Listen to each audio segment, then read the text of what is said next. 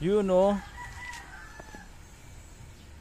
Yun po, may nakuha na tayo na Honda Beat FI na version 2.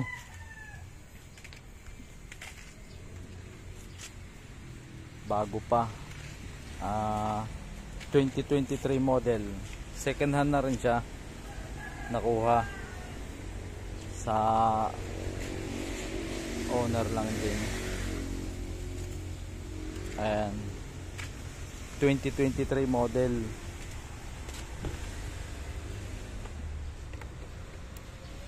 May plaka. May plaka po yan. Hindi lang naikabit. Kakukuha lang. So, ayan, plaka.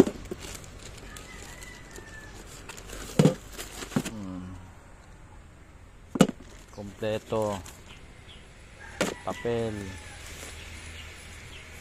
Malinis ang papel. Ang naging issue lang niya, expired. Yan. Pag-delivery na ito sa owner. Boss, ito na yung unit. Hindi tayo nabigo. Ang ganda. Halos bago pa.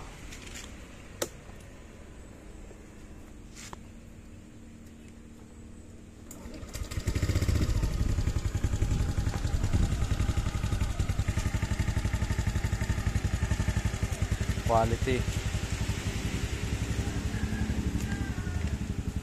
Honda Beat version 2. Salamat pala sa mga nag-comment, tsaka yung mga naki-response sa aking post. Ito na boss, nakakuha na ako.